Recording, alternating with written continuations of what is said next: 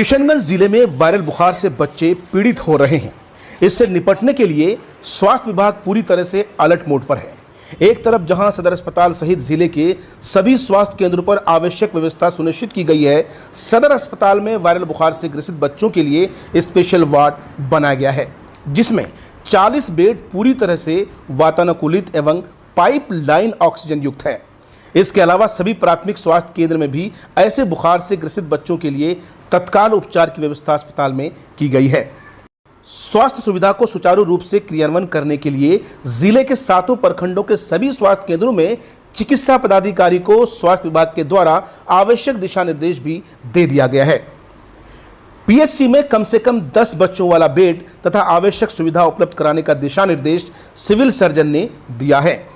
बच्चा वार्ड का निर्माण child friendly dedicated paediatric ward की तर्ज पर कराया गया है, जिसमें इंटेंसिव केयर यूनिट की भी व्यवस्था रहेगी और यहां 2 से 5 वर्ष तक के बच्चों के उपचार को आवश्यक चिकित्सीय सुविधा की व्यवस्था कराई गई है।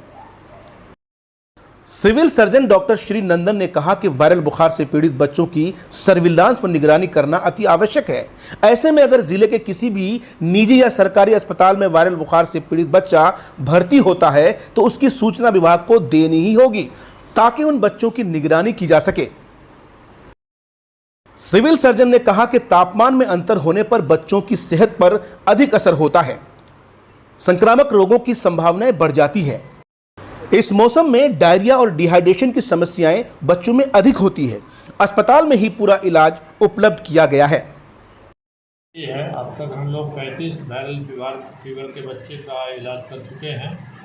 कोई सीरियस नहीं था जिसको हमको भर्ती करने की आवश्यकता नहीं पड़ी। आज के डेट में 14 है पर डे। अब धीरे धीरे कुछ संख्या बढ़ रही है, लेकिन मुझे उम्मीद है कि जो वायरल स्ट्रेन मेरे ज़िला में है उतने घातक नहीं है। में सर्दी, खांसी, बुखार, किसी को डायरिया हो रहा है, थोड़ा छटपटाहट, डिहाइड्रेशन का लक्षण होता है, जो हम लोग अपने संस्थान में जो भी दवा उपलब्ध है उससे उसका ट्रीट करते हैं, ठीक हो रहे हैं। साथ ही साथ मैंने सारे जगहों पर सदर हॉस्पिटल में 10 बेड एसी, सामान्य 40 बेड बच्चों के लिए अलग से बना के रखा है वायरल फीवर के लिए।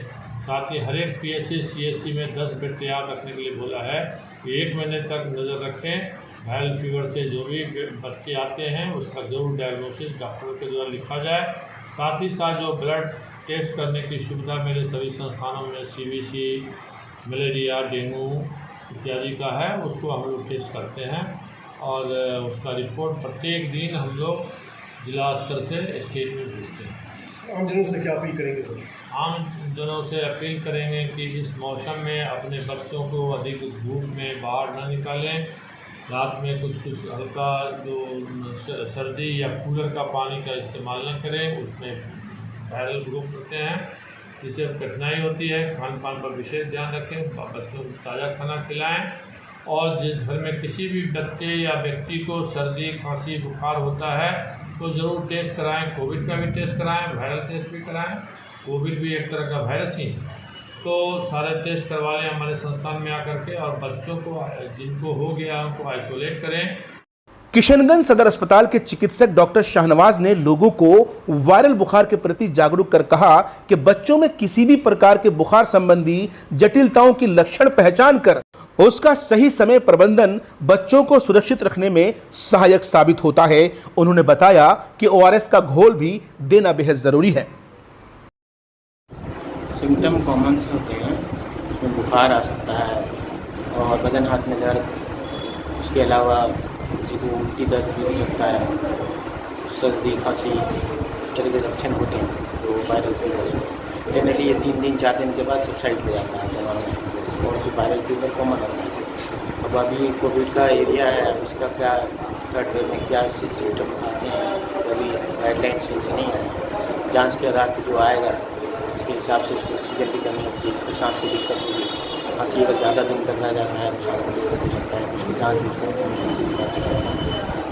अभी तक कोई यहाँ पे भर्ती वाला पेशेंट इस तरह का गंभीर वाला तो नहीं आया है, जो हल्का फुल्का रहता है उनको देख बाकी आइसोलेशन और तो सर क्या सलाह देंगे लोगों को अगर ऐसा कोई मतलब सिम्टम्स दिखाई दे तो? सिम्टम दिखाई दे तो सेंटर में आके दिखाना है डॉक्टर को। उनकी जाँच भी लिख रहे हैं, उनकी जाँच से करना है। पूरा मास्क लगाना है, डिस्टेंस बना के रखना है, सैनिटाइजेशन करना है। जब तक ये चीज़ें चेकअप नहीं होते, कन्फर्म नहीं होता है, तब तक आपको एहतियात रखना जरूरी है। स्वास्थ्य इस विभाग में आके आप अपना बच्चे को दिखाइए, जांच करवाइए, ताकि इसको फैलने से भी हम लोग रोक सकें। हम लोगों के पास डाटा आए ताकि हम इसी हिसाब से उसको ट्रेस करके और आगे